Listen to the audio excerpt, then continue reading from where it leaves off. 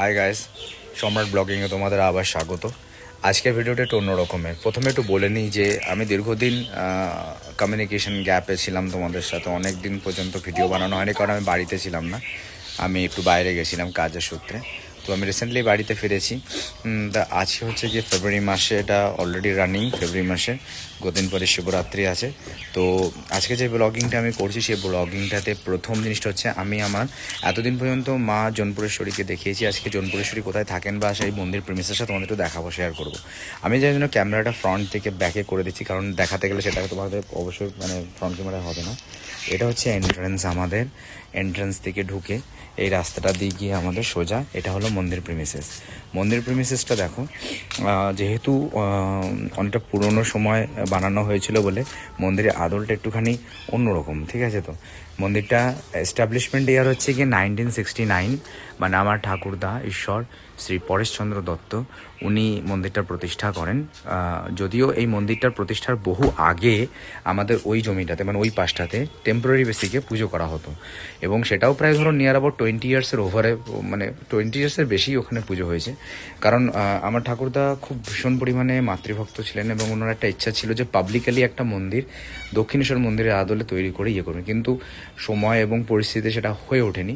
তা উনি বেঁচে থাকাকালীন এই মন্দিরটা বানিয়েছিলেন। তারপর থেকে আমরা উত্তরস্বরী হিসেবে মন্দিরের পুজো পাঠ চালিয়ে যাচ্ছি। মন্দিরের প্রিমিসেসটা টোটালটা তোমার 2 কাঠা থেকে একটু বেশি জমির ওপরে পুরো মন্দিরটা রয়েছে।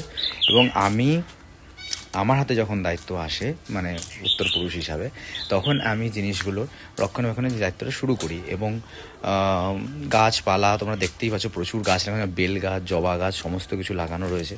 এবং আমি বেশি আমার ভালো লাগে কি যে বাড়ির তোলা ফুল দিয়ে মাকে সেবা করতে।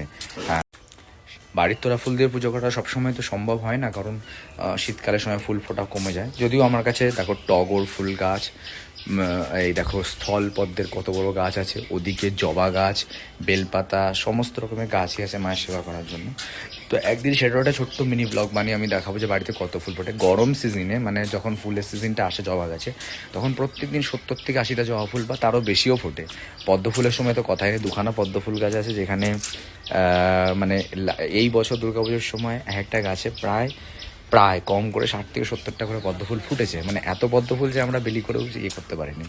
যাক, এই মন্দিরটার ব্যাপারে যেটা একটা ব্যাপার হচ্ছে গিয়ে, আমার ঠাকুরদার ইচ্ছা ছিল মন্দিরটা পাবলিকালি করার জন্য।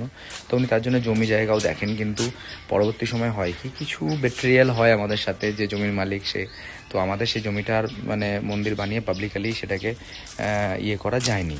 তো ফাইনালি উনি এখানে করেন, এবং আমরাও চেষ্টা ছিলাম যে পাবলিকের জন্য এটা ওপেন করা, কিন্তু এই মুহূর্তে সেটা সম্ভব হচ্ছে না, হয়তো পরবর্তী সময় হবে মায়ের ইচ্ছাতে। তো মন্দিরে আমাদের বেসিক্যালি বছরে 2টো পুজো বড় হয়, একটা দীপান্বিতা অমাবস্যা, আর একটা হচ্ছে তোমার শিবরাত্রি। তাছাড়া আমাদের মনসা পুজো, সরস্বতী পুজো, জগদ্ধাত্রী পুজো, দুর্গা পুজো, সমস্ত রকমের পুজোই আমরা করে থাকি, কিন্তু দীপান্বিতা অমাবস্যাটা মেন আমাদের পুজো, এবং শিবরাত্রিতে ব্রত উদযাপন আমরা করি না। সেদিন আমাদের এখানে শিব মন্দির প্রতিষ্ঠিত হয়েছিল। আমি একটা ব্লগের মধ্যে আমার ঠাকুরদা ঠাকুমার সাথে পরিচয় করাবো, যদি ওনারা বেছে নেন তো ওনাদের ফটোর সাথেই পরিচয় করাবো। পেছনে আমার বাড়ি, এবং এই রাস্তাতেই আমরা মন্দিরে যাতায়াত করি। তোমরা অবশ্যই কোনো সময় পুজোর মধ্যে আসবে, এবং আমার আসলে খুব ভালো লাগবে, মায়ের সাথে দেখা করবে। Thank you.